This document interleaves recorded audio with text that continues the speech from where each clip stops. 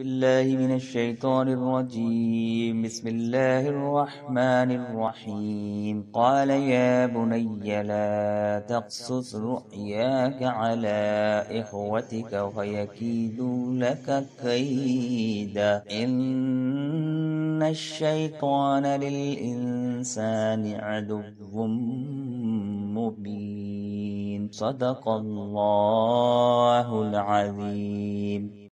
کنز ایمان کہا اے میرے بچے اپنا خواب اپنے بھائیوں سے نہ کہنا کہ وہ تیرے ساتھ کوئی چال چلیں گے، بے شک شیطان آدمی کا کھلا دشمن ہے۔ تفسیر سیرات الجنان۔ قال یا بنی، فرمایا اے میرے بچے۔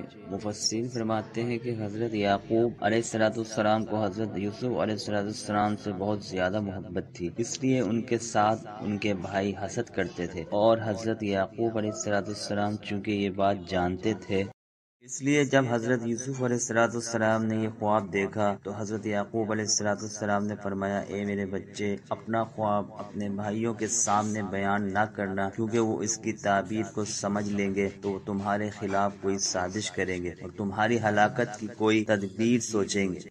معلوم ہوا کہ انسان جب کوئی اچھا خواب دیکھے تو اس کے بارے میں صرف اس شخص کو خبر دے کہ جو اس سے محبت رکھتا ہو یا عقل مند ہو اور اس سے حسد نہ کرتا ہو، اور اگر برا خواب دیکھے تو اسے کسی سے بیان نہ کرے۔ بخاری اور صحیح مسلم میں ہے، نبی اکرم صلی اللہ تعالی علیہ وآلہ وسلم نے ارشاد فرمایا، اچھا خواب اللہ تعالیٰ کی طرف سے ہوتا ہے۔ جب تم میں سے کوئی پسندیدہ خواب دیکھے تو اس کا ذکر صرف اسی سے کرے جو اس سے محبت رکھتا ہو، اور اگر ایسا خواب دیکھے جو اسے پسند نہ ہو تو اس کے شر سے اور شیطان کے شر سے اسے پناہ مانگنی چاہیے، اور اپنی بائیں طرف 3 مرتبہ دھتکار دے، اور اس خواب کو کسی سے بیان نہ کرے تو وہ کوئی نقصان نہ دے گا۔